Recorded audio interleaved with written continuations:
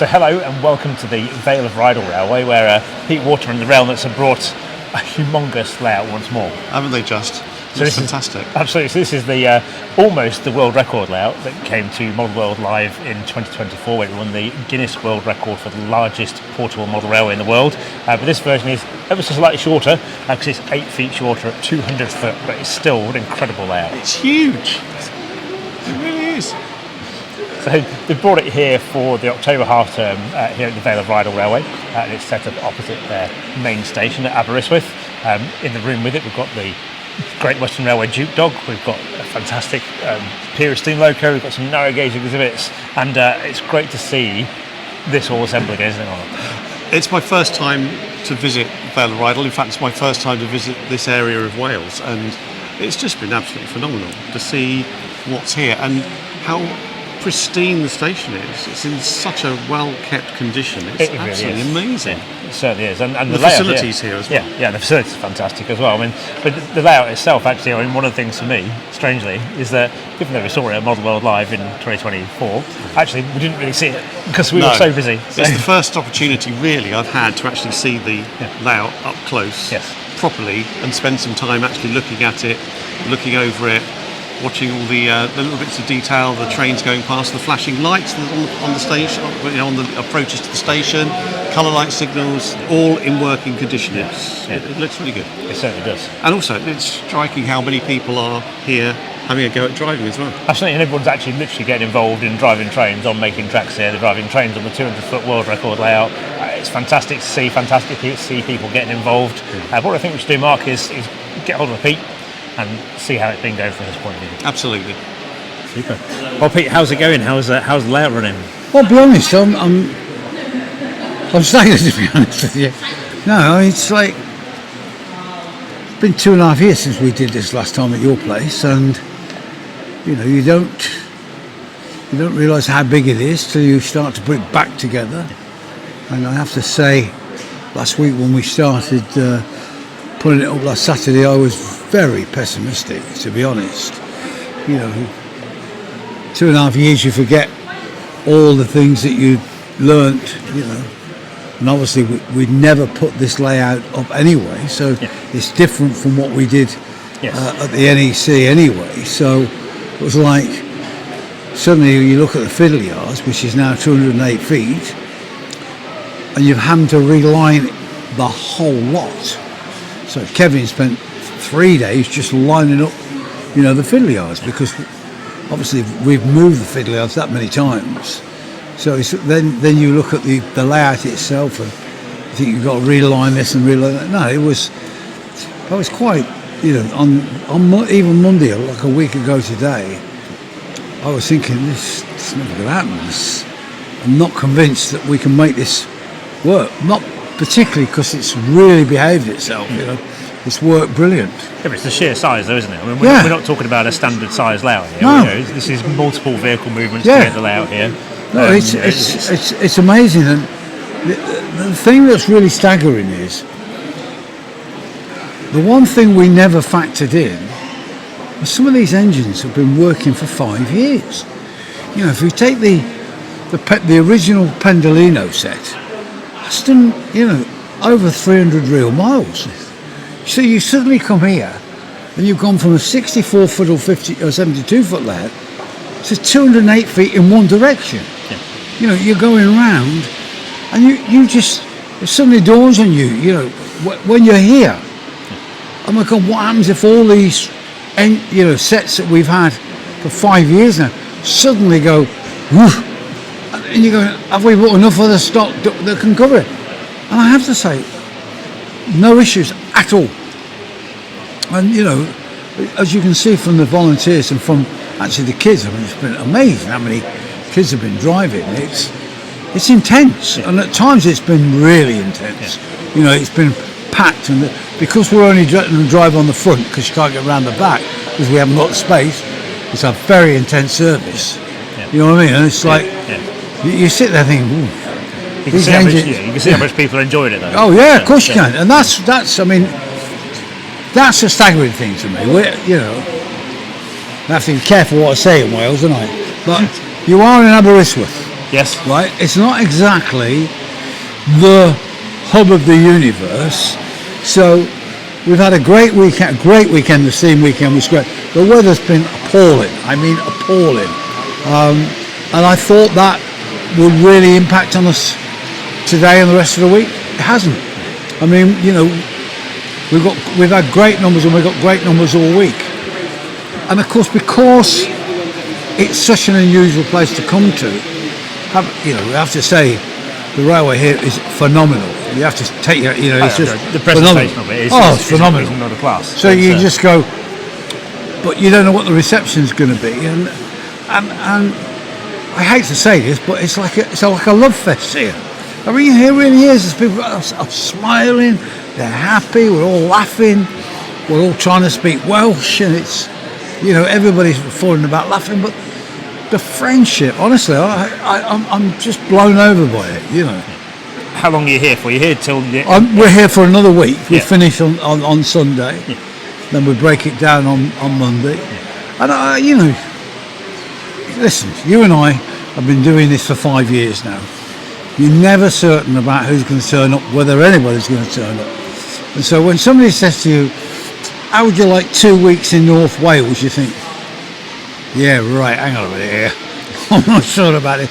But we want to, you know, the boys had asked for a week to play, you know, to get it down. But I'm absolutely blown away because, you know, as I say, last week I was really pessimistic. This week I'm going, wow, you know, because we get people sounding negative, right? Oh, the hobby's doing this and this. I'm sorry, you know, we've had on average since Saturday 150 drivers. You know, it's our third day today. By the end of tonight, we're doing 450 drivers. We're not in Milton Keynes. We're not in Birmingham, Manchester. We are in North Wales, in a town where there's only one road in and out. Yes. You know, and that's not being funny. That's the fact. No, it is the fact. It's and coming down this morning. Yes, so, exactly. it is. It's 3 hours from anywhere. Yeah. And the weather's been honestly appalling here so far. It's not bad today, but it changes this afternoon. Yeah. It says a lot to me that if we get it right, we get it really right. You know, and what we have to start doing is spending more attention to people that are not naturally model railway enthusiasts, to show what the hobby can offer. Yes. Because that's the thing that comes across. Oh, it's fantastic. Didn't realise it was like this. Oh, they're lovely people here and everybody's friendly. Yeah. So you go, but we always have been like that. But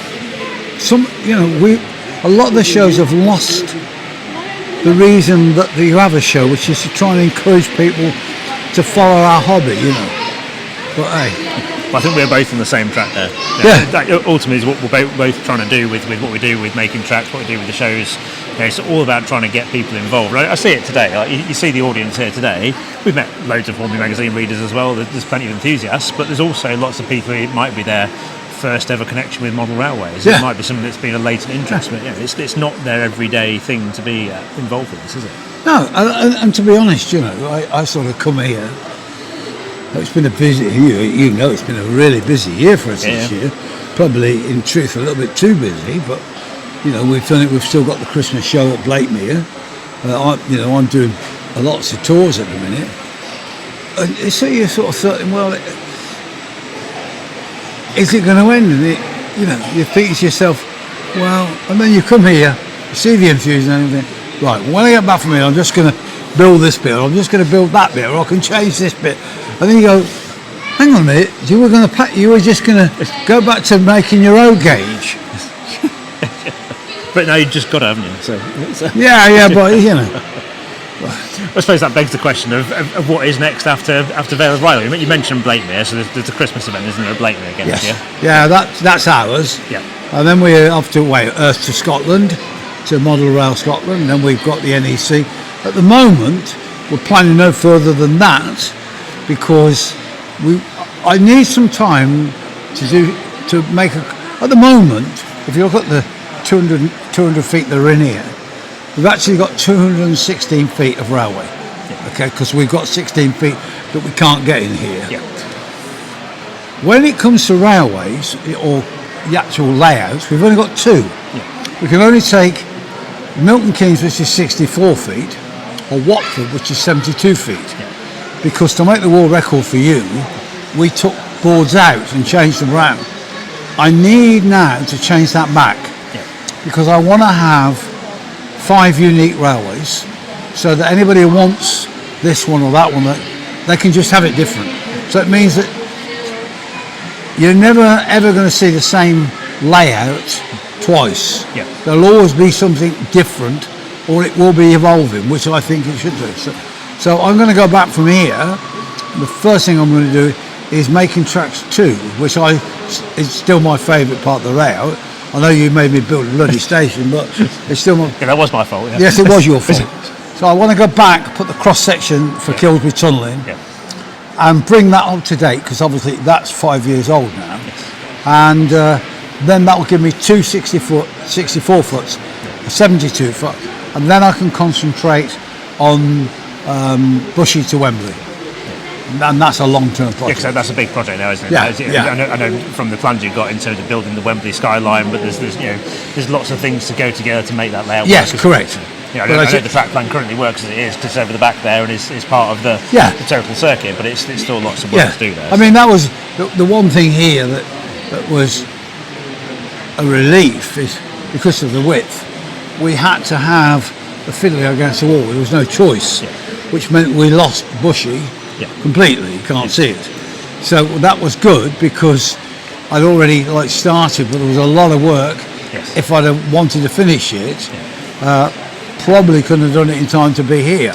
So because it was against the wall, Phil pointed out that we might not just leave it, because there's no point in wasting time timing on other things. It's managing time, isn't it? Yeah, absolutely. Yeah, big projects. So we're looking forward to seeing what's next and seeing all the projects come together. Thank you for your time today, Pete, and hope it all goes well for the rest of the week. And come your man brief. So as you can see, it's been a fantastic time here already, and it's only on day 3 of its opening, at the beginning of the October half term in 2025. It is here until November the 2nd, so it's open every day until November 2nd, and you can come down, try some trains in Aberystwyth on the model railway. You can experience the Vale of Rheidol Railway outside, and also I was slightly excited to see the BR Blue one. I know, I've been looking forward to seeing that one, and the chances of actually seeing that one I thought were quite slim, because they're only running a 2-train service at the moment. But it was a 1 in 3, wasn't it?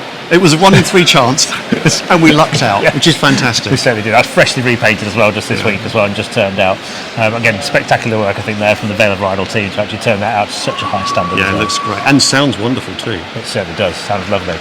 Well, thank you very much for watching today. Hope you enjoyed this little insight into what's happening here on the Vale of Rheidol Railway with Pete Waterman and the Railnuts with Making Tracks. You'll be able to hear much more about what's happening with Making Tracks and Model World Live, and also the Great Electric Train Show coming up very soon, and also the rest of their plans for 2026.